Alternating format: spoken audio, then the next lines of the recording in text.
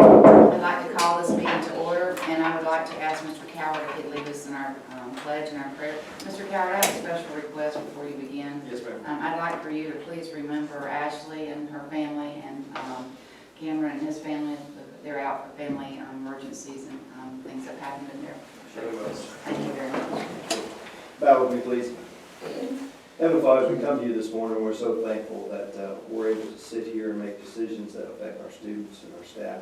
We're thankful for the wisdom that you impart upon us each and every day. And Lord, we ask that we always keep you first and foremost in our thoughts and our minds as we do make those decisions. Lord, we lift up a special prayer for the Clemenzi family, especially Trace, as he's recovering from his accident. And his dear Ben, and just lift them up to you for a healing, and just, we know that you're the great physician, and your touch can take care of that. We also lift up Cameron and his family as they're going and doing their yearly testing, Lord, and we know what it is as a parent when you see your child hurt or dealing with illness. It just is increasingly burdensome, and we just ask to lift those burdens off those families too, and just take them and give them peace and comfort and strength and healing. Lord, as we come to you today, we also lift up our leaders as they make decisions here in the last 3 weeks of session. I pray for godly wisdom. I pray for understanding of how their decisions will impact our students and our staff and those here at our district level, Lord. Lord, we're so thankful for all of the blessings that you bestow upon us, and we're so thankful that we get to reside here and be in Levy County. And what a blessing that is. We lift all these things up in your name we pray. Amen. Amen. Address the flag. I pledge allegiance to the flag of the United States of America and to the republic for which it stands, one nation, under God, indivisible, with liberty and justice for all. Thank you very much, Mr. Coward. I certainly appreciate that special prayer. At this time, are there any changes to our agenda? Okay. Do I hear a motion to adopt the agenda? So moved. Second. I have a motion and a second. Any discussion? All those in favor? Aye. Any opposed? Motion passes to adopt our agenda. We're thrilled to have visitors today, and nice group, and many special guests. And at this time, if anyone would like to address the board with any comments, please do so now. Russ Randall, I'm a candidate for District 22 House of Representatives, and just appreciate the opportunity to be here. I was a teacher at Dunellen High School, an ag teacher, and so to see the FFA members here this morning is certainly exciting, and so appreciate that. Thank you, Yankee Town, for being here for us.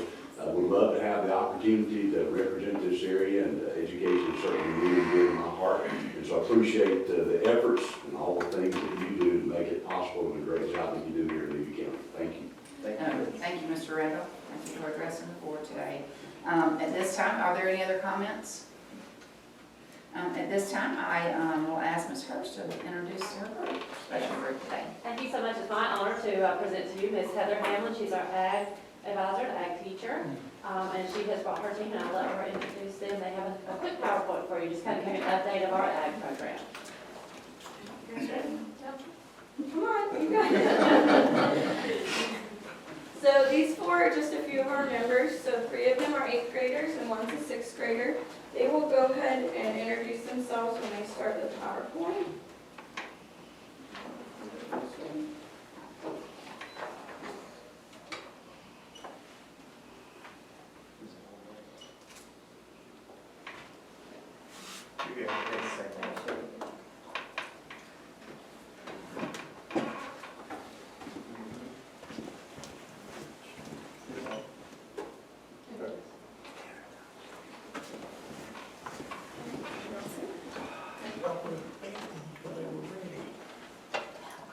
Hi, my name is Shelby Stevens. I am one of the 3 8th graders here today.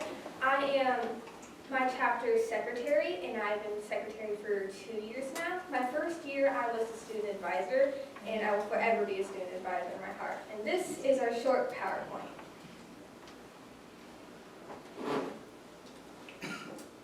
CVEs. This is one of the CVEs we're doing. Jacob is going to go ahead and take the floor now. In forestry judging, we went to the GOTHE for go through forest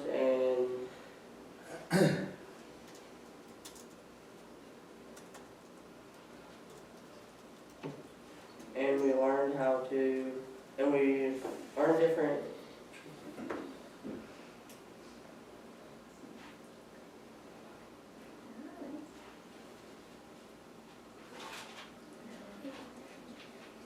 What was your favorite thing in forestry judging, Jacob? How we got to see that the different trees and how many, the varieties of them. What was the biggest tree you saw? The, Is there a big cypress out there? Which one are you standing right in front the cypress. of? Yeah, it's nice. Tool identification. This one is personally my favorite. I like that we were outside and very interactive with the tools, although we weren't allowed to touch them. Those who were in charge did, touch them and open them so we could see which ruler it was. And then we took the test, and the test was surprisingly easy. There were 4 multiple choice questions and then 1 quick written response. And I personally had a wonderful time with my fellow members, Tristan Robinson, who was unfortunately not here with us today, and Riley. For food science, we had to take a test for it, but we got to see and experience the different types of diseases that come with the food and how the contamination works and how to keep your food separate and wash your hands to make sure that your food's always safe. And we didn't get to compete in this, but we had a lot of good learning experiences, learning new things, and hopefully next year we're able to compete with the younger generation. Horse judging. We have no one here with us for horse judging today, but last year I was in horse judging, and I personally really liked it the day we went to the competition. However, it was super cold and really uncomfortable. But we learned about the anatomy of a horse, and we learned about the different breeds and what we're looking for in a horse, and that was really fun. And then this picture is, I'm trying to remember the name, Taylor Brown and Brooke. Great speaking. I love creed speaking. That's one thing that I did this year. And we also did opening and closing ceremonies. And for the first time, we had someone do prepared public speaking. Actually, our friend Miranda, she got 3rd place, I believe, in her prepared public speaking. And going to the district competition was really fun because we got to meet new people and experience things. And we also got to write Christmas cards to go to, I think, St. Joseph's Hospital for the kids this year. But it was really fun being able to go to districts and getting new experience with the new kids and doing opening and closing ceremonies and doing creed speaking again. We're currently practicing for livestock, meat judging, OH, and veggie judging. Riley, I believe, is in all of those, Except for veggie judging. except for veggie judging. We have meetings for livestock and meat Thursdays, Yeah. no, Fridays. Fridays, Yeah, Fridays. and OH is Wednesdays, and I don't know when veggie judging is because I'm not in veggie judging. But isn't it Tuesdays and Wednesday? Ha. Cool, this one was super fun. Riley, you want? Well, I'll explain that. That's what you got. Okay.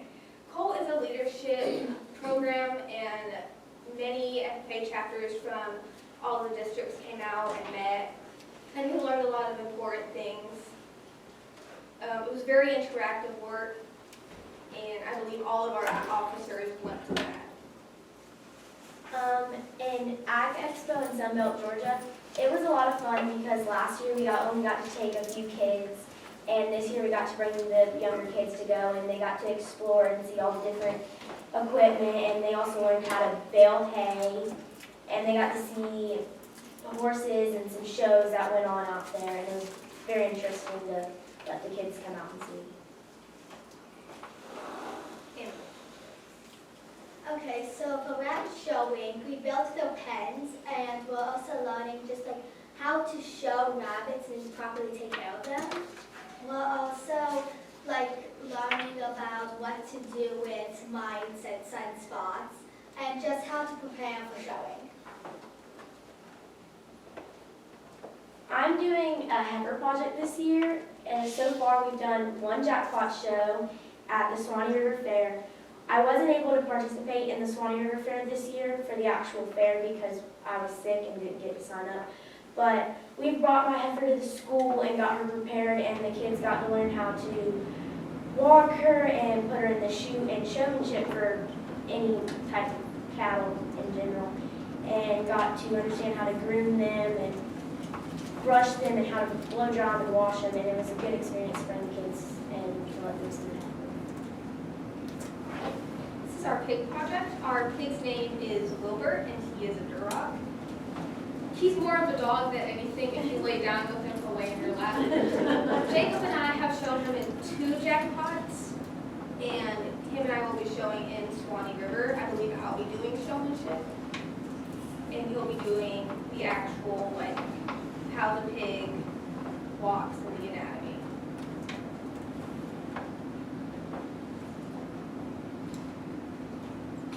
This year we're doing we're doing the pullet contest in the fair this year, and we are currently working on a new chicken pen, but we have 8 pullets to go to the fair this year, and they are really big, and we're very excited to bring them to the fair.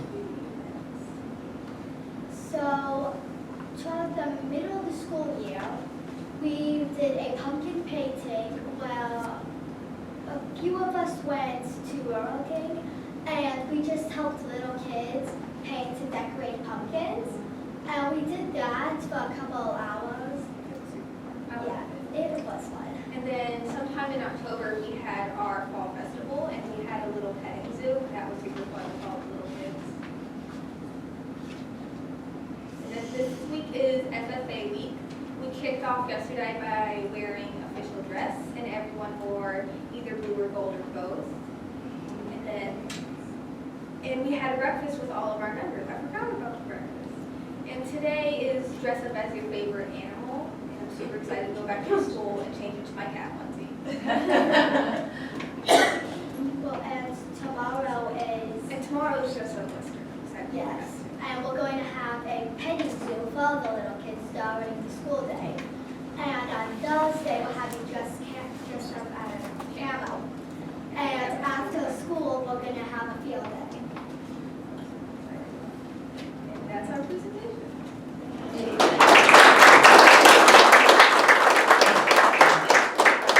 How many years have we had FFA at Yankeetown? 3 years. 3 years, this is the 3rd year. Yes, ma'am. Great, we have really accomplished a lot. It's been great, so I'm happy that you're gonna have your animal in the fair this year as well. So good. Ms. Clemency is out today, and she represents Yankeetown, so do you mind if all the 4 members get a picture with you? The whole group? You mind if I hold this shirt up here?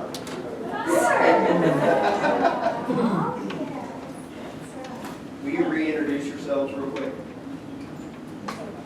My name is Jacob Tesmar. I am the Yankeetown FFA president, and I've been in FFA since 6th grade. The first year we had FFA at Yankeetown.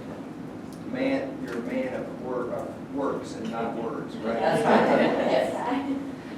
Hi, my name is Riley Kurtz, and this year will be my 3rd year in FFA. I started when it first started in 6th grade, and it's been a good experience being here so far. Hi, my name is Rachel Russell. I'm in 6th grade, and this is my first year in FFA.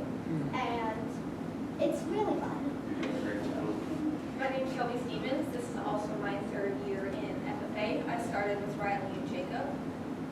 I'm happy to know that when I'm looking for a job, I know that it's going to be based on ag, and I'm glad that this is where I'm going to start and that's where I'm going to finish. That's awesome. Oh, that's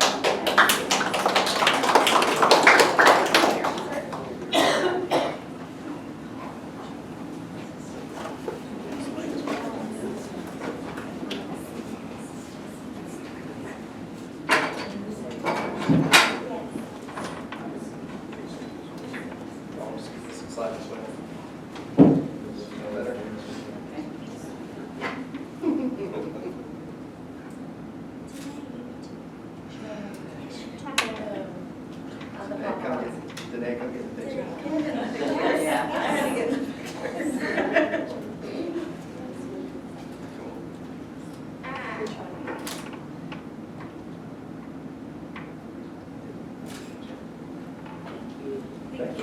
guys doing a great job. Congratulations. Tell me what you did.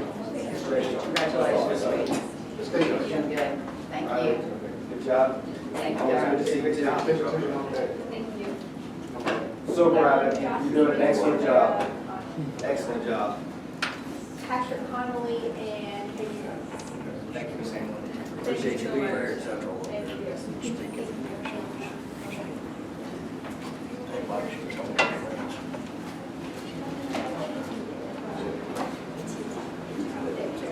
My name's Steven Esquire. Thank you so much. Thank you. Y'all have a safe trip back to Bentonville. Thank you for coming to our board meeting. You're welcome anytime.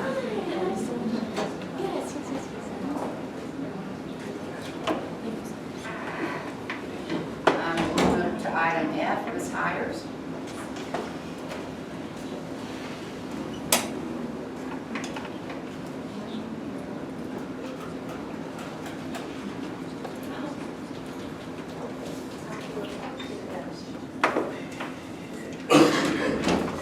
Good morning, Board, Superintendent, and guests. It is my honor today to introduce Suji from TPG. This past year, we had the opportunity to participate in the new contract that they had with TPG.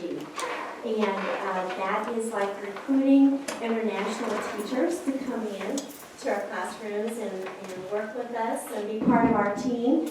So I thought it might be a good thing for you to just get to meet Suji. And I do want to say something before she makes her presentation. I have to say that they have excellent communication with our district. They have gone out of their way to give us great customer service. If you place a call or need something, they are right on it. And they are so willing. They come out to the district. They return phone calls. They want their program to succeed. They've been around for years, I think 14 or 15 years here in Florida. And so it's been a pleasure working with them this year. We hope to expand on that. This was our first year. And we had a very successful experience right here with Danae in Yankeetown. So without further ado, Suji has like laryngitis today, so she's going to do her very best. But Suji, welcome to Yankeetown. Welcome. Thank you so much for having me.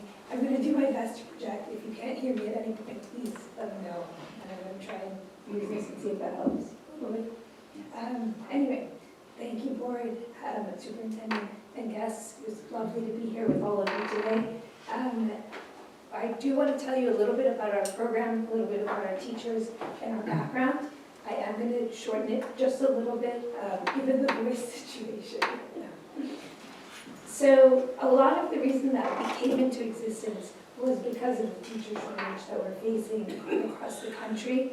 It's been an ongoing issue across a variety of states that we've been working in a variety of districts, and it's something that we hope to help address with our program. As of January 2020, more than 2,440 teaching positions are being filled just in Florida alone, which was a 10% increase from last year. So it seems to be a continuing problem and a continuing issue that we're not going to solve, obviously, the whole problem, but we're hoping to be one of many solutions that you help look towards. What we do, TPG, Cultural Exchange, TPG stands for Teachers Placement Group. What we do is that we source highly qualified, Florida-certified, English-speaking international educators. We've been doing this, as Ms. Hire said, for many years, and we specifically focus on high-need subject areas. We've placed over 1,500 teachers over the course of that time that have taught over 500,000 students. We've been featured in a variety of different publications and have worked in over 100 districts throughout that time. We're currently in 9 districts in Florida, and we're working with a few more for this upcoming school year. We also work in South Carolina, West Virginia, Texas, North Carolina, Virginia, and a handful of other places. So we're across a wide variety of districts, across a wide variety of states, and we've had a variety of different experiences due to that. Different sizes of schools, different settings, rural, urban, across the board in terms of where it is that we place our teachers. When I talk about the high need areas, we really try and align that as much as we can with the Florida DOE, in Florida specifically. So ESC is a huge area of need, as well as high-level science and math, specifically ESOL, English, elementary, and reading. We do recruit teachers in a handful of other subjects that are not mentioned up here, so Spanish, for instance, French, and things along those lines. But we try and focus as much as we can on those high need areas where you're having trouble finding the qualified teachers that you need within the state of Florida. Before I sent him this presentation, and I guess it got a little messed up in the transfer, but I'll walk you through it anyway. We do have a 90% retention rate in U.S. schools. Every once in a while, things happen, as has occurred in Chiefland. These are human beings. These are people. They have other lives, they have other things going on in their lives, and sometimes it's hard for us to know exactly what's happening in their lives. But what we do is we have certain requirements, both for the J1 visa itself, as well as for our team in order to be on our program. The teachers have to have at least 2 years of full-time teaching experience. Many of them have much more than that, 10, 15, even 20 years of teaching experience. They need to have the equivalent of a 4-year bachelor's degree in education. So that degree in whatever country they got it in is evaluated against what they would have done here in the States on a course-by-course basis, and it's determined to be equivalent to the bachelor's in education that you would have gotten here. Many of them do have master's degrees, and we have a handful that have PhDs as well, but they have to have the equivalent of a 4-year bachelor's. They then pass through several rounds of screening interviews with our team before they're even made available to interview with schools here in the States. We pass through the first round of screening is really just to understand, make sure that they have a solid level of English and English fluency and their accent. We then look into their subject area competency. We also speak to them about classroom management, teaching methodologies, and other things that might be of interest. They'll go through 2 to 3 rounds of screening interviews with our team. Once we've verified that they have minimum 2 years teaching experience, the bachelor's in education, they're currently teaching, they're fluent in English, and they've been through those rounds of interviews with our team, that's when we make them available for schools in the U.S. to interview. The teachers are obviously available in the subjects that we discussed, but at the end of the day, the final decision on hiring is up to the district and the principals after reviewing their qualifications and also conducting live interviews with them, either over the phone or over video. So we coordinate those live videos and make sure that the principals and whoever else would like to speak to them has had a chance to do so before they decide to hire them. Of course, the first 3 to 6 months does tend to be an adjustment period. We host webinars starting in January, meaning this past January, until July for people who are coming for the next school year. So we really start as much as we can ahead of time, preparing them on classroom management, adjusting to the U.S., what they can expect when they get here. Now, obviously, every time when they come, it is still an adjustment. Despite the fact that we've given them pretty extensive webinars before they arrive, there's still an adjustment when we get here. We provide ongoing support via phone, chat, as well as in-person visits. And we provide support both inside and outside of the classroom. So, professional development support, but we also try and help them with some of that personal adjustment that they might be facing. Part of what we do to help with that is we encourage carpooling, attending church. Many of them are Christian and have the same faith that we do here in the U.S. Presence at school events and games, things like football matches, things like that. Participation in extracurricular activities in order to help build those informal relationships in the community so that they can start to integrate themselves. The first 3 months are always going to be the hardest, and then after that, once they've made some friends, they're feeling a little bit less homesick, their families start to care, they start to settle in a little bit. And we try and help as much as we can during those first few months as possible. We recruit teachers from all over the world. The 3 main places where our teachers come from are India, Jamaica, and the Philippines. I am going to Colombia next weekend, this is not a bad job, to recruit teachers in Spanish and ESOL specifically, as well as bilingual educators who can teach things like elementary and other classes and have that bilingual background so that they can connect with the students on that level. We are the program sponsor, meaning that we sponsor the visa. In order to be a visa sponsor, we had to go through a very extensive application process with the Department of State. We also have ongoing reporting requirements with the Department of State in order to maintain that sponsorship status. It's not something that the Department of State takes lightly, and not something that we take lightly either.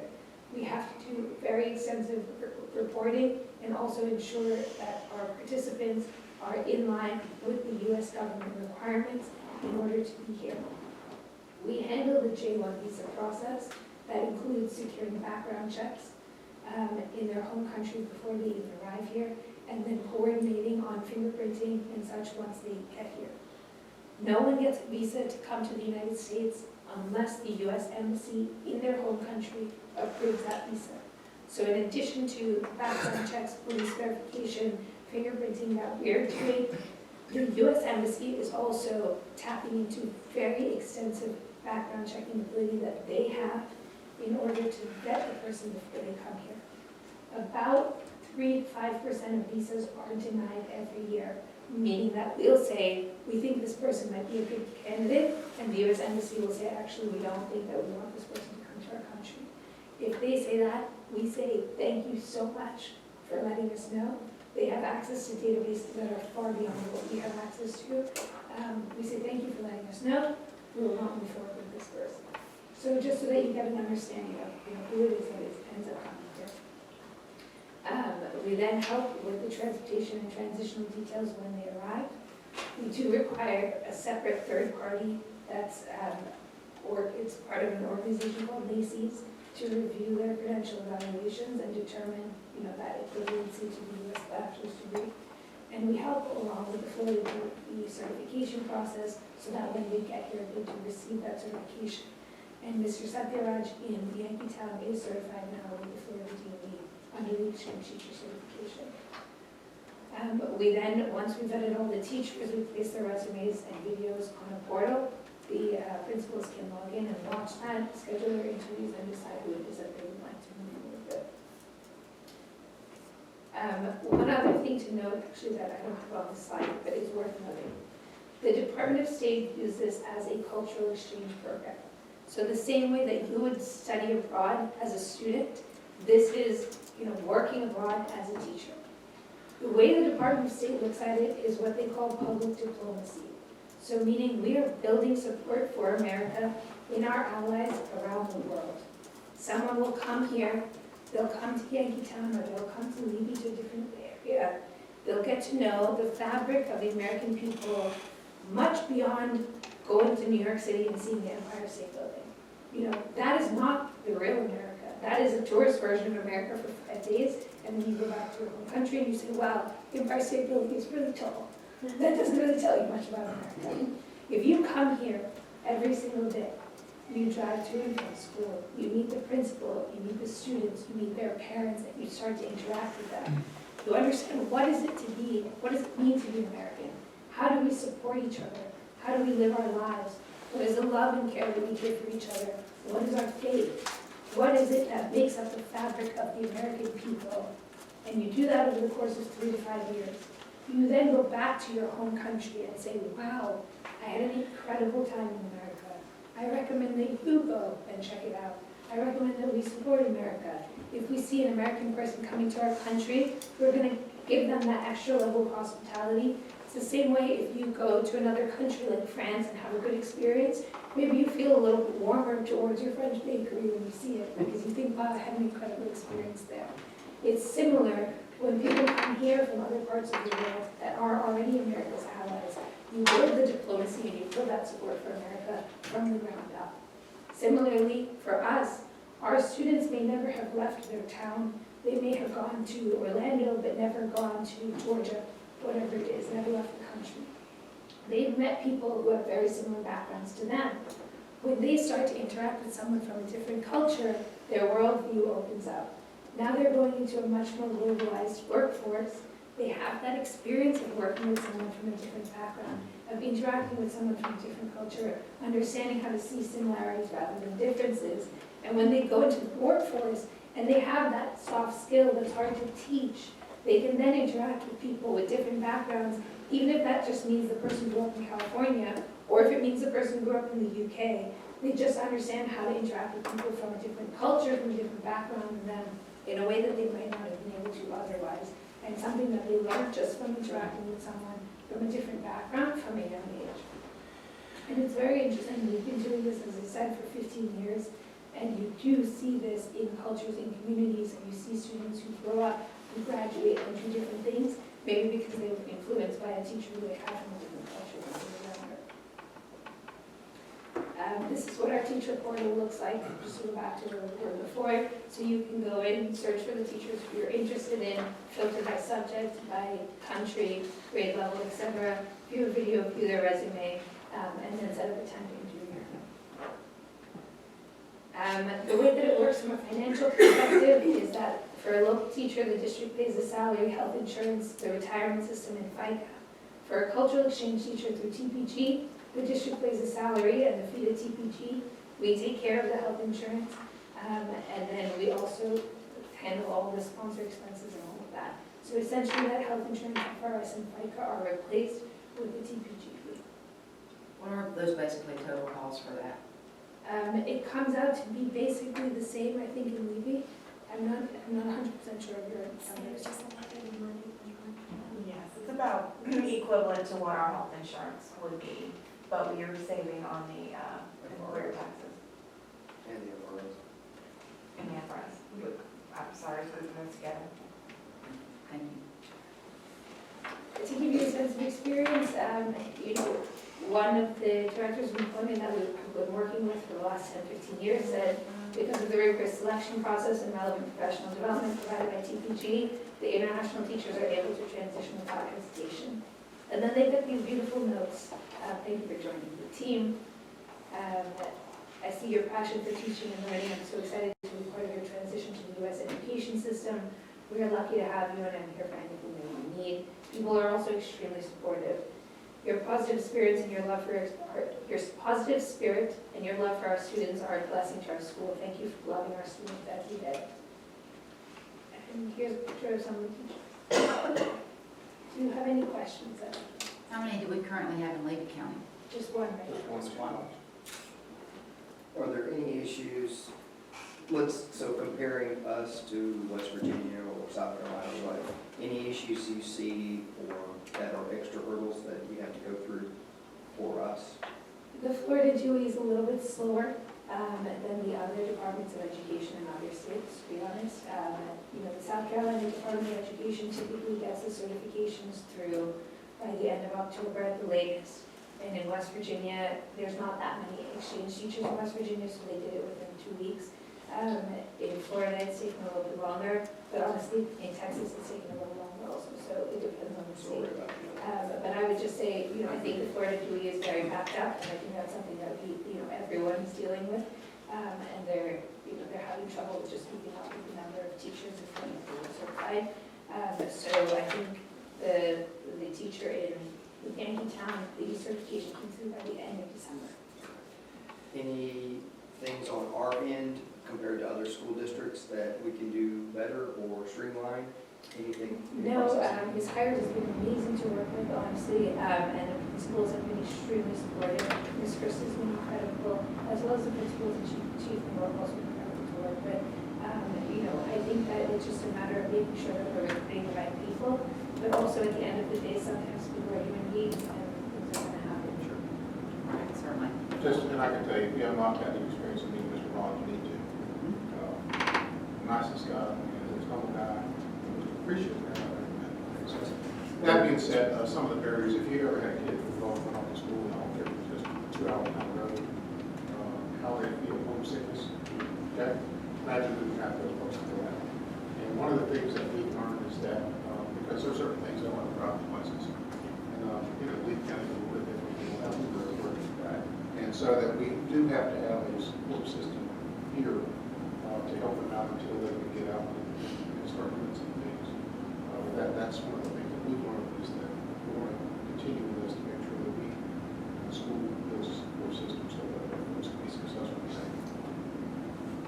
And then I have another question. So with Mr. Raj being in Yankeetown and it being a success for us, would he automatically come back to us? Or what's the process on that? So when we offer the contract of a teacher, they are intended to stay for the course of their visa, which is actually 3 years, and then they can ask the Department of State for an extension for a total of 5 years. The extension is really if he wants to stay and if Ms. Hurst wants him to stay, the district wants him to stay. Correct. So in terms of if the principal or the district decides that they don't want to keep the teacher, then we will look into moving them. But if you say that you want to keep the teacher, then you are a priority, and that's they stay here. It's also worth noting that his wife is a math teacher, and so we're working on her work authorization. Smart. Yeah. Just imagine you move halfway across the world without your wife, without your 2 kids. Yeah, No doubt. he's been amazing. And how we got here, and if you would just recall, when we first had this conversation, PPG has been in other local districts and has had some very good success stories, and that's why the conversation's going. I think, you know, if you're 1 for 3, you know, that's a Hall of Fame baseball career. So, anyways, so saying that and the success that Raj has had in Yankeetown, he is very personable. The kids love him. So, seeing him firsthand in his classroom, so it's a good deal.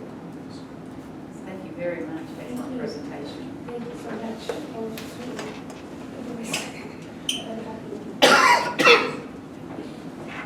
Do you want me to do it? Thank you, Mr. Bennett.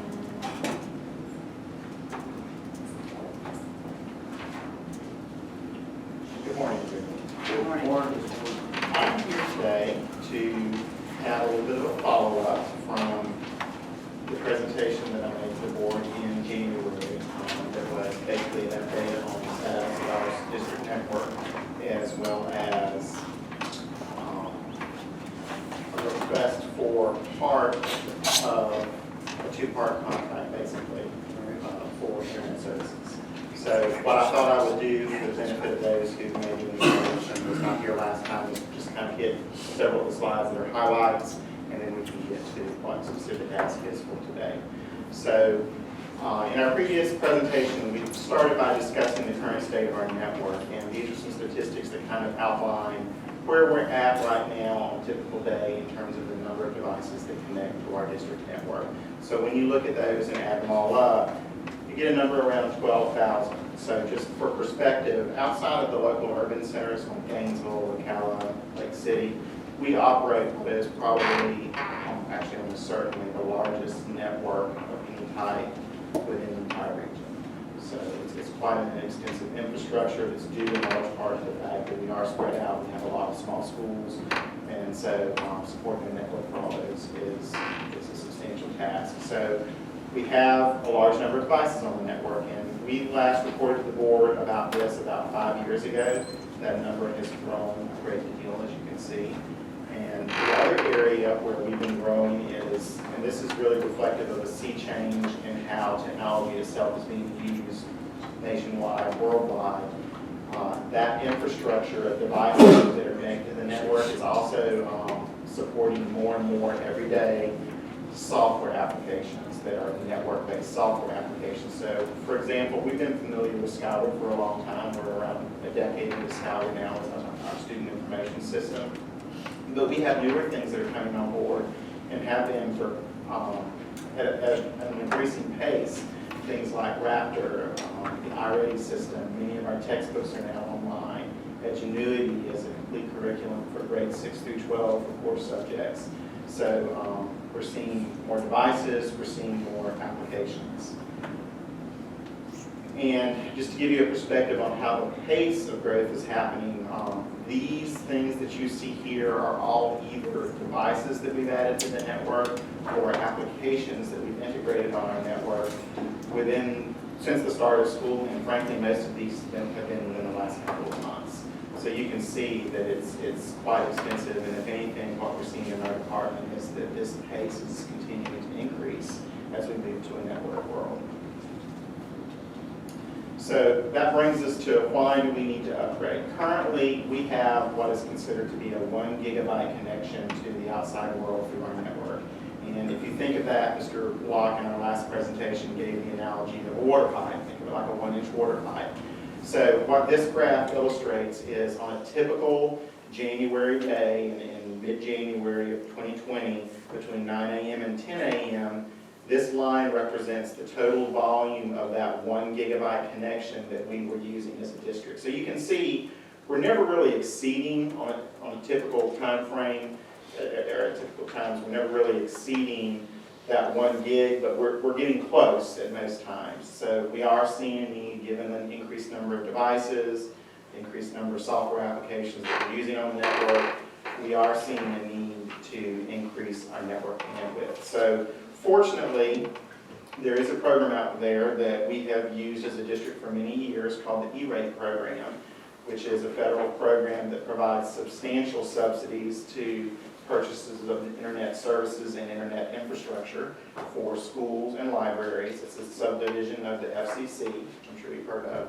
I like to think of it, and I gave the analogy last time, to electrical cooperatives. You know, electrical cooperatives were established many years ago to help electrify rural and isolated areas, and the E-rate program is really designed to do the same thing for rural and isolated schools and libraries in terms of internet connectivity.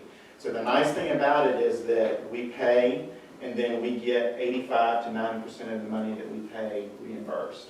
So when I show you some figures in a moment, you'll see that the figures can be a little eye-popping, but in the end, once we get this rebate back, it makes it affordable for us as a small rural district. So what this slide illustrates is the two components of our contracts. And we go through a request for proposal process for these. The Internet Services contract is the one that the board chose to approve in January. And that is going to be taking our current 1 gigabyte connection to a 4 gigabyte connection. And this one is our connection to the outside world. So it's the outside world to our district network hub. And you can see in the far right column that it actually, even though we were quadrupling at this point the size of the water pipe, so to speak, we actually were able to get and negotiate a substantial decrease in cost. But these two are designed to work together. So today, we're looking at the second line. We have the WAN contract. Now, WAN is Wide Area Network. These are our connections from our district hub of our network to our various school sites. And so this is also a service that AT&T also won this component of the contract as they have in the past. And this is what's expanding the 1 gigabyte connection to the 2 gigabyte connection. And you can see there is a little bit of an increase there that's partially offset by the decrease that you saw in the Internet Services contract that the board has prior approved.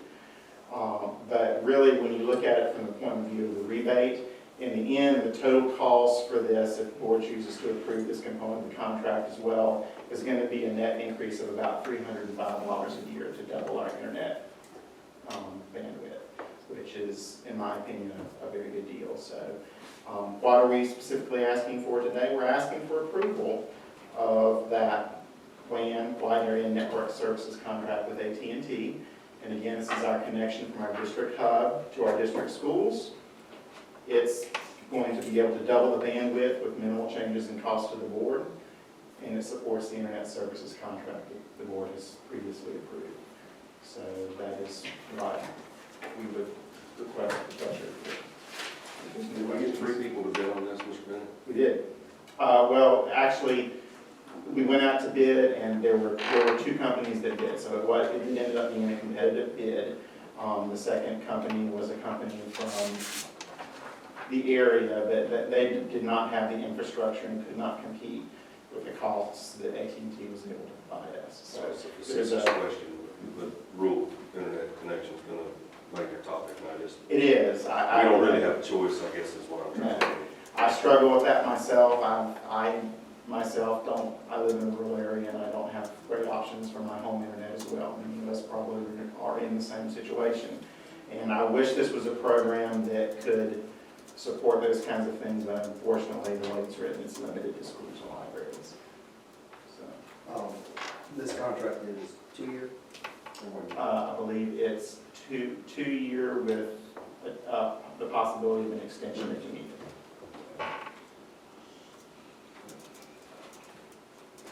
Any other questions? I'll go staff's recommendation. Motion and second, any other discussion? All those in favor? Aye. Any opposed? Motion passes. Thank you. Has everyone read the minutes from the February 11th meeting? I hear a motion to approve. Second. I have a motion and a second to approve the minutes. All those in favor? Any opposed? Motion passes. Consent agenda, are there any changes? Okay. Mr. Eckert? I just had a few, under general items, A, 3, and 4. Ms. Georgia Browning and Ms. Debbie Gerald have been long time great employees, teachers, and staff at Jonesboro Elementary. They're deserving of their retirement, but we'll sure miss them not being there. They're familiar faces for students and parents. Some of us have graduated from there in elementary school. So we do appreciate it. I didn't want to go unnoticed, but that's it. Certainly. That's it. I echo those also, so we two big links to that school, people that put a lot of time, blood, sweat, and tears, and love into our students, and appreciate them for their efforts. So always good to see some of the different student requests. So we've got some Cedar Key having a chapter retreat out at Seahorse, and then Chief Middle High School is going on an educational trip to Italy. So, and then obviously FBLA and the other things that they go along with that. I missed one thing, and this is really Chief of Williston thing, but I would like to also coach David Mays back at Williston to help be supportive of our football program and be an aid there. So I just wanted the people from Chiefland to be aware that we'll be back again this year with more staff than we had last year. Okay. Thank you very much, Mr. Eckert. Appreciate that. I think most of my questions have been answered, and I've got some great feedback from staff and everything, but I just wanted to follow up confirmation on a question about confirming previous employment. Is that answered? Ms. Hires and I had a discussion a long time ago, and we, and she did confirm that Mr. Lott was going to follow up with that from our yesterday discussion. Well, actually, I was in meetings, and so Ms. Hires took over that. Okay. Well, actually, the law changed last year, and we are required to contact every previous employer. We are required. We are Okay. required. And so what it comes down to is when a principal does their interviews, as they get down to like the person that they're going to recommend for the job, they still are required to call that previous employer, even though that person might have checked on their application that they did not want their employer contacted, we still have to do that. We have put that message out to our principals, and but it's a new part of our routine the last few months. That is what's come about because of the new law. So, but that is our procedure. We have to contact or make an attempt. Sometimes we can't get a call back, but we have to document every one of those, and the principals turn in a sheet to us, a reference sheet, where they have tried to contact. So that was done. That's what I'm asking. Well, I put in a phone call, and I have not got a return on that phone call as of this morning because I've been here, so we're checking. I can tell you just, in general, first time checking references is first off, it's time consuming, and a lot of times, like Ms. Hire said, sometimes we don't get calls back. And I can tell you a lot of times that people will check that box, please don't contact my employer, because they know if you contact that employer, even if you might not give them a recommendation to hire, that if you contact them, that employer no longer employs them. So sometimes that's a bit. So we try to do that last only in times we want to offer a job. We are. That is our policy. Yes. On the consent agenda under A, 13 and 14, so two people, so Mr. Delano, so followed in his father's footsteps, served Levy County very, very well, and put in 30-plus years, so appreciate always people's efforts when they've been such long-time, valuable, loyal employees. Thank you. Do I hear a motion to approve the consent agenda? So, Motion. Second. And a second. Any other discussion? All those in favor? Aye. Any opposed? Motion passes. Thank you. Mr. Edison? Okay, just want to share a little bit of good news. If you'll notice on the agenda, we had some principals return, attend the early learning summit, and this is actually from a presentation I was at FAST. But as you know, one of the first things I brought to you is about the value of early childhood education and putting your investments or money, investing in the front end instead of just on the back of the students. And with that, the board is, we do all day VPK here in our school district. And that's not common among the state of Florida, because the state reimburses us for half of that. And so we take that burden on. But what you see here is that, and bear in mind, this is just, school Levy County is not the only provider of VPK in Levy County. And I've got the readiness rates of all the providers here in the county if you'd like to see them. But you can see where we are now with the program. This goes to Aurora Park, and of course, the principals that we have out there with our VPK programs and the teachers that are in those programs, and the things that they're doing with their kids. And you can see the difference that we're making with our kids at a very early age. So I just wanted to do that, and just to shout out to all of our schools. All of our schools are well above the minimum threshold that's out there set by the state. so out of the 67 counties, only 9 of us are 60% or above. Yes, sir. We're one of 9 counties, 60% or above. That's fabulous. That's great. And we were above last year as well. So, also, one of the conversations I've been having, this is a Williston High School conversation, Mr. Etheridge, it's about ROTC.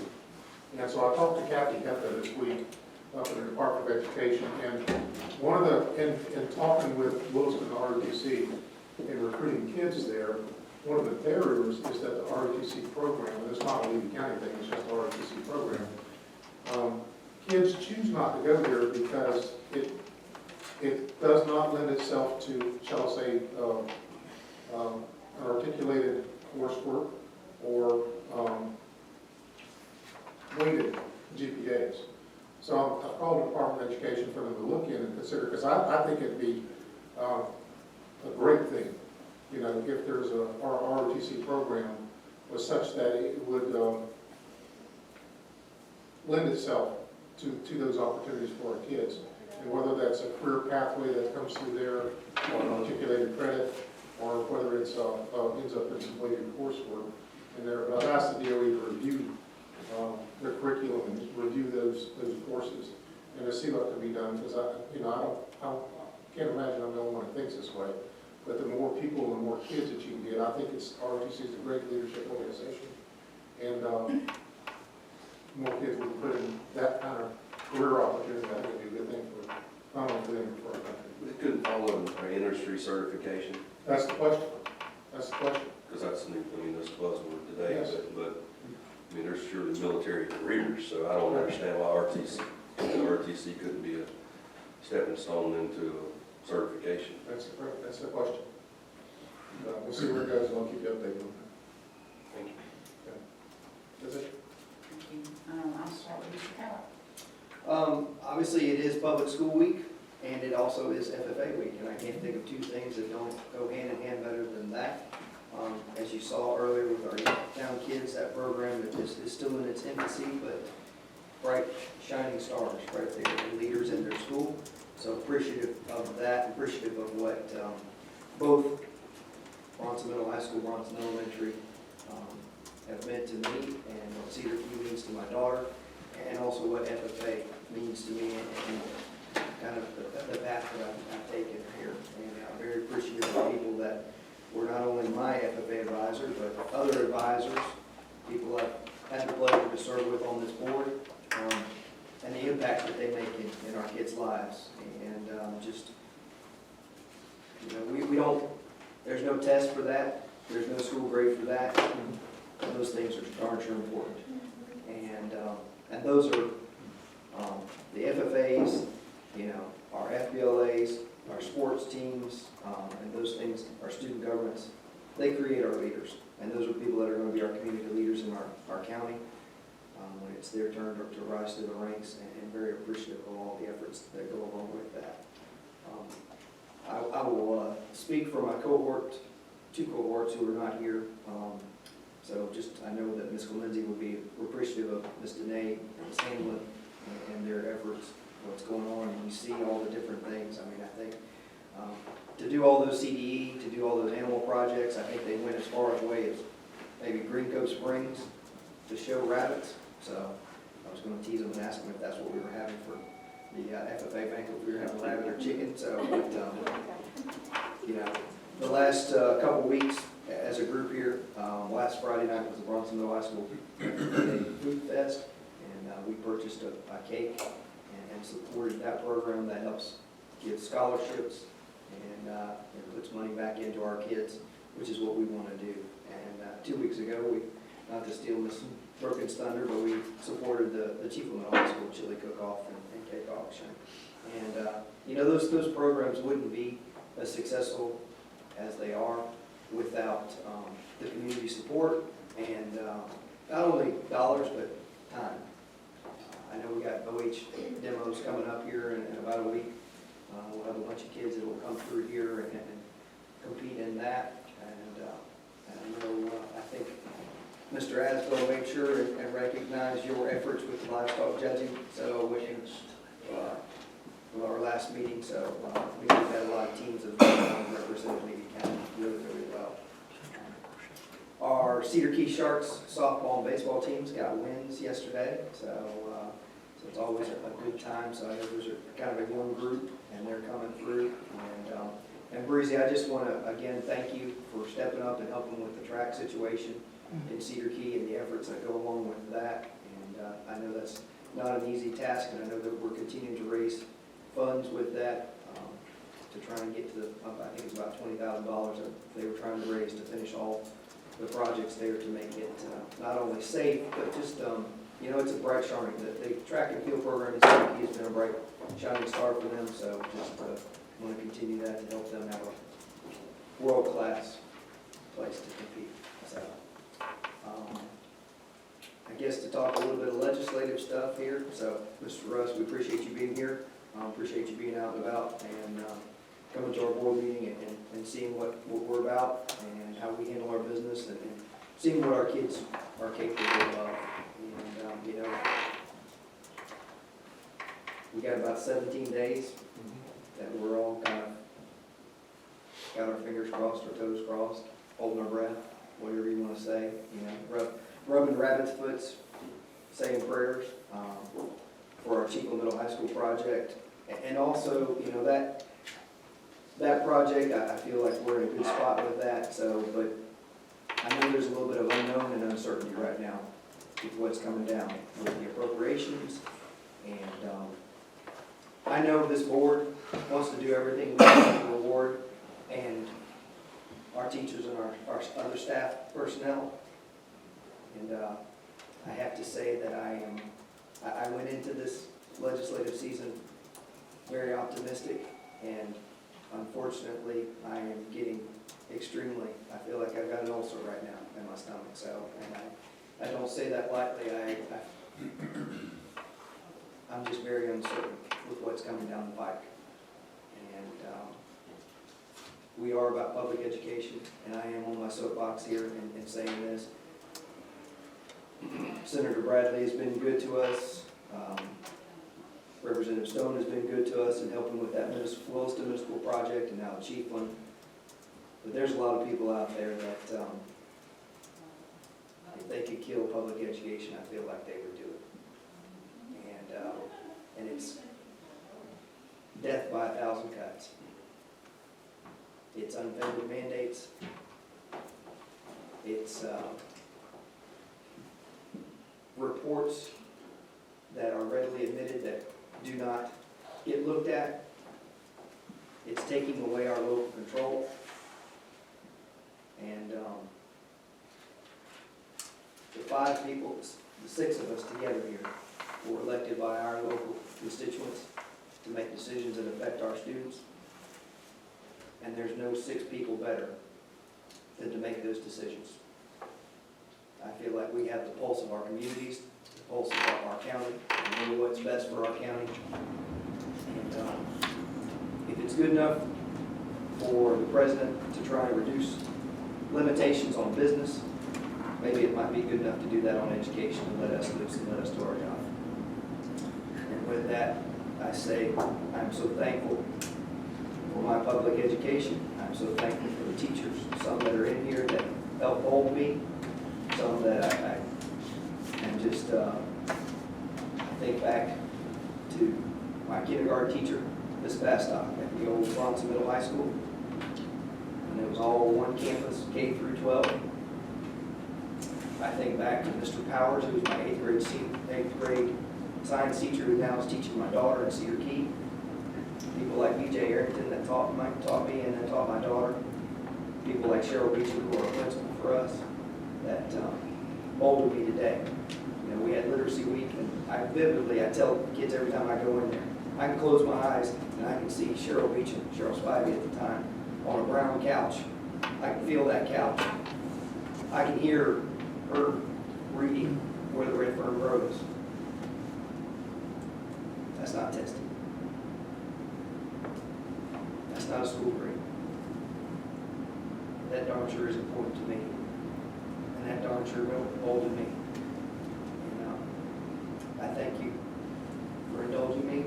And I just want you 3 to know, and the 2 that are here, so I appreciate you. So, yes, sir, Mr. Terry.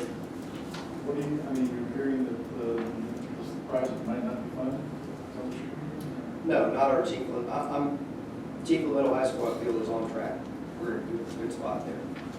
What I'm worried about, Terry, is last year it was said that we got $100 record level funding. And it's true. When you look at it, before you start peeling back the layers, it's true. When you take out the categoricals, they cut us last year in digital technology. Digital technology is probably out the door. So over the years, we've lost, between the two, probably about $700,000. We were at a $500,000 base 2 years ago. I think we got $589,000 roughly. Okay. This year, they cut the base to $250,000. That's being cut. That's one of the programs where trying to fund teacher raises, so that's dollars that were in the budget. It's not new money. That's where they took and reallocated the money. So, our supplemental academic instruction money, that's on the chopping block. So they needed about $600 million. They took $520 million that were already allocated in education funding, and they moved it over towards the teachers' salaries. So anyway, so to get in a nutshell, when you boil things down last year, our base student allocation, that's unrestricted dollars. Dollars that we can take and we can make a decision if we want to fund a new vocational career technical program, if we want to give a raise, if we, whatever it may be, it was like 47 cents. That was our increase last year. This year, the increase in the base student allocation is about $50 roughly between the two houses. 50, yes, 50. However, our FRS, our Florida retirement figures, is going to eat up all 50 of that plus $25 more. So that's going to cost us $75 in base student allocation right there. So I'm not in that position. However, if I give you $50, but then tell you every time that you pull up here in your car, it costs you $75, does that work well for your pocket? So, and just to go back, it's It's like taking your house payment, and making your car payment. The digital technology, you still have to support. Right. Those programs, The supplemental academic instruction, we still have to support. We have to do that. So even though money's being reallocated for different things, we still have to support what it was doing. It still has to be done. this board has done a great job. And I think 2009, early January, we dropped below 3%. That means the state, 3% fund balance. That means the state sends you a letter saying, hello, there's an issue. 3% is your floor. You dropped to that We dropped below that. We were at 2.78% in January? 2009. 2009? Yes, sir. This board made it a priority that we want our fund balance to be 5%, which is one of the bottom 6 in the state. There's no money being hoarded by this board. There's no money, we're trying to make sure that if there's a hurricane, where you look at Miss Lake, the last hurricane we had, Irma or Michael, or not Michael because we didn't have any, but Irma, how long did it take us to get refunded on those dollars? Because one was one prior to that, now the county handles it, but it took 18 months? almost 2 years. And we did get full recovery. Never So- get full dollars. No. Were you able to give your teachers any raises with that extra money, or the money they Last shared? year we did, Jessica. Last year you did? We did give, This we year, did. this year, it's this Yeah, year. this year. How much was it? Just like, We can get you those figures. We can get you I those can rattle it figures. off, but it was the last board meeting it spelled out when it was approved. So I say all these things to understand, Mr. Terry. In about 18 days, the budgets, I mean, the House and Senate, they're gonna be horse trading things right now, so. And, I know that the Senate has a little bit more money in their budget, and the House wants some policy. And, you know, there's a lot of things that are in play right now, so they can have a grave effect on public education in the state of Florida. Thank you very much, Mr. Cowell. We certainly appreciate that. I'm gonna do mine backwards, and I'm gonna piggyback right off the political process in Tallahassee. So we have a few days left. I have real concern on some things I learned this week.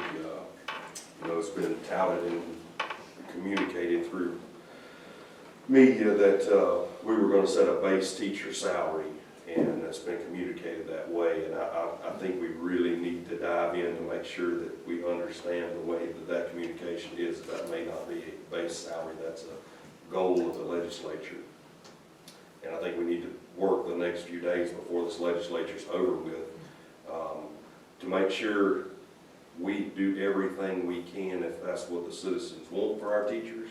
But not only that, if that's not what the full intent was, that we make sure that the teachers understand that that's a goal. what are they talking about for base salary? Well, so, you know, of course, this is still negotiating. We have, the House is one place and the Senate's the other. And that's being negotiated every day, so there's no what it's gonna be. My reason to bringing this up is I think we need to be a part of the political process on both sides of the House and the Senate for the next few days. If we are gonna stand out and tell the people of the state of Florida that we're gonna raise the base salary to $47,500, then we don't need to be behind the scenes in small print saying it's just a goal. And then letting school districts through their calculations and the way that the formula ends up, the way it will end up if it's tied to the FTE, which is proposed, I think, in the House now. That calculation will vary between counties based on student population. It's not directly related to that exact teacher in the way it's written today. The number somebody's tossing around, 47.5? I think that's The governor. the governor threw out that we were going to do base salary of $47,500. The Senate bill has a goal of 47.5, the House bill has a goal of 50,000. But the district's allocation is based on FTE, and then that is divided up, and that is truly where your base goes. So for example, Levy County will not receive enough of an allocation at this time, what they're presenting, to reach 47.5.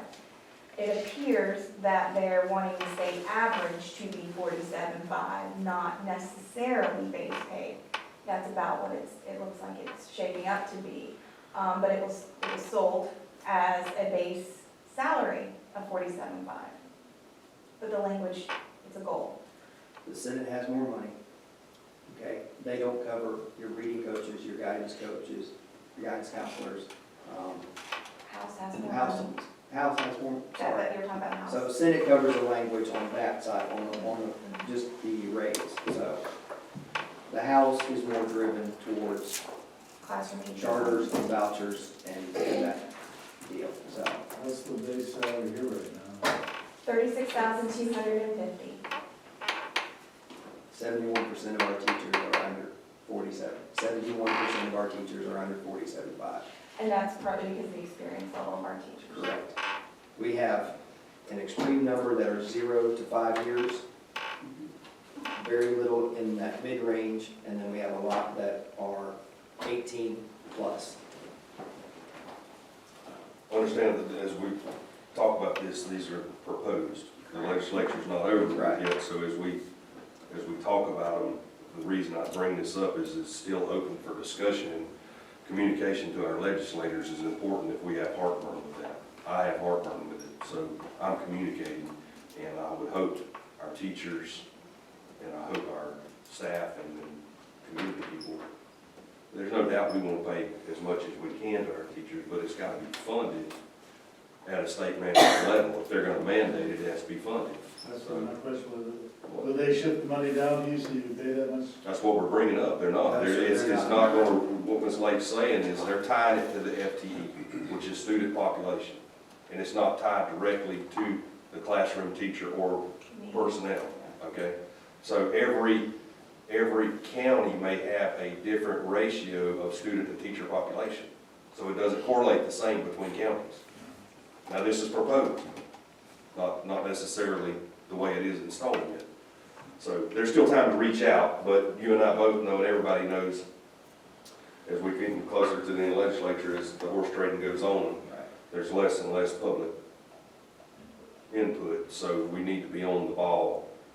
And I have fear, I'm gonna say it like this, I have fear too, because I know I have employees and stuff too, but when we heard that our base salary is going to 47.5, I just want to make sure we don't have teachers borrowing money from cars and new homes and other things, thinking that there's a full sort of 47.5 coming, because it may not be. It may. We may change the legislature's decision between now and then. I just don't want us to be banking on something coming that may not be coming. FYI. So I'm done with that. I don't know that was a negative, but FYI, that we have a few days left for the legislature that we could get involved. So 36, 2 is the base salary now for starting teacher?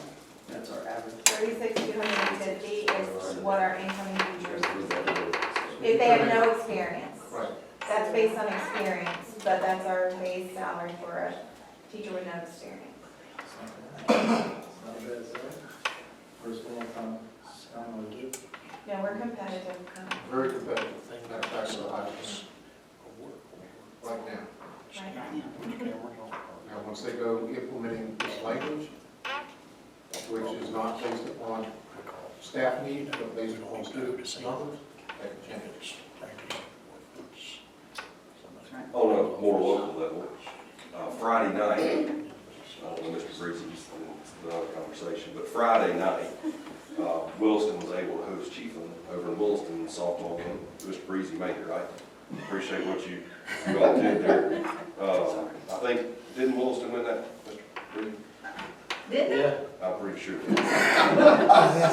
I didn't, We appreciate y'all coming I didn't over. stay for the varsity Okay. because we didn't have the heaters working that It was night. pretty chilly, so anyway, our girls softball and baseball teams are both off to a great start. I think we beat, Williston beat Trenton last night.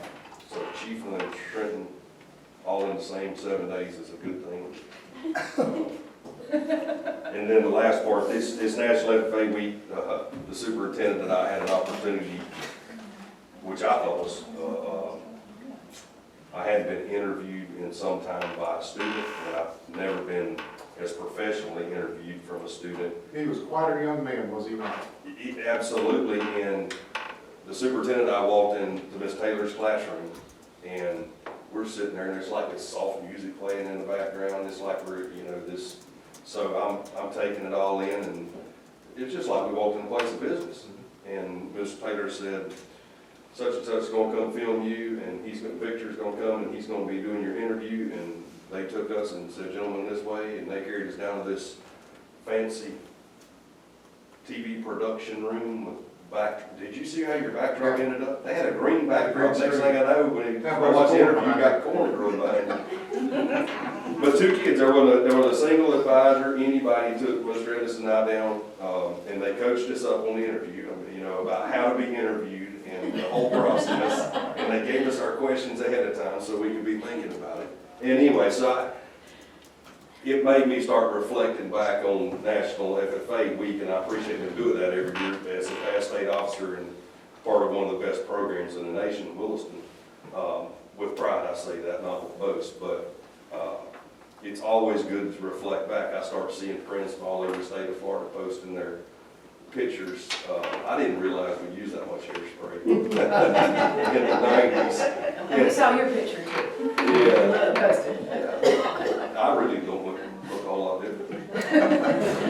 But as we start talking about it, you start thinking about my kids are graduating, my children are starting to graduate and start to think about the things, the opportunities that the Source Association has afforded them.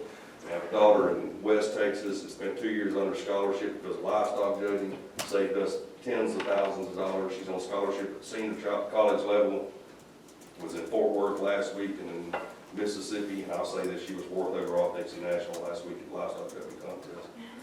But opportunities, I mean, we have a young lady that I coach on our livestock judging team right now today. I think is good or better than my daughter was. She's a junior. She's going to go somewhere else. She's going to get a free education doing it. I watched my son the other day in a tractor driving contest. I watch time after time the top students stand up in front of us and present at the 6th or 8th grade level and opportunities it provides all the way. Those kids will remember that for the rest of their life. Probably some of them's first speaking experience today, scared to death, but they're done and over when they didn't die.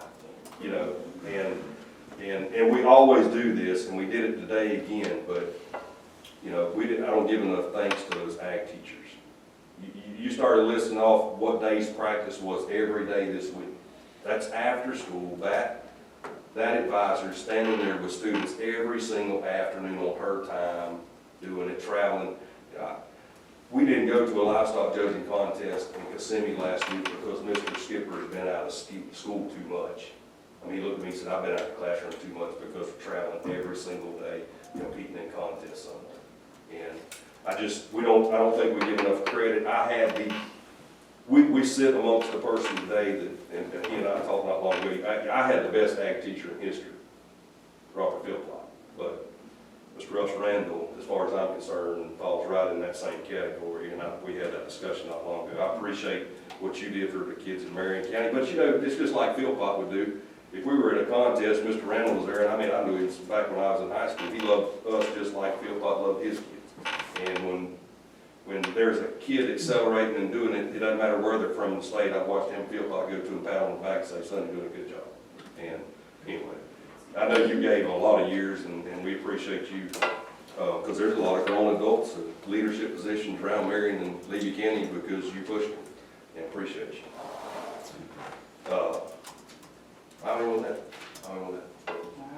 Thank you very much. It's real obvious that all of us are extremely passionate about education, about our jobs, about our teachers, about the future of public education and what's going to happen. And it truly is upsetting. I agree with the Ulster. I agree with the part of it's upsetting, and we lose sleep worrying about what's going to happen, decisions that are made in Tallahassee. And please remember that, Mr. Randall. That's happened because we do care. We're personally involved.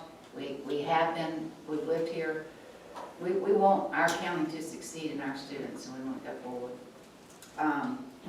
And with that said, we are going to move forward to Chiefland Elementary, and we're going to meet with high school and tour the school and talk with the principals, and you're certainly all welcome. We'd love to have you come and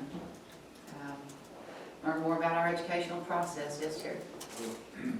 Chief Middle High School will be funded in 3 phases, 12 million, 12 million, 12 million. It will be funded in 3 phases. Yes. We'll know that in about 18 days. We sure will. And we're gonna all pray hard, and we want the best. But it does look good, you know. So, give me that.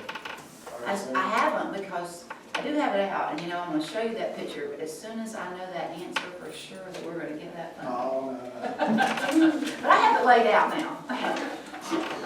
But certainly we want you to spread that great news, because, or if you can even spread, the things that Brad was mentioning too, that we need to get our voice out. We need to tell them that, we need to lobby for, and we go up there, we do our part on that, and we wanna, for our teachers and for funding our programs that we desperately need.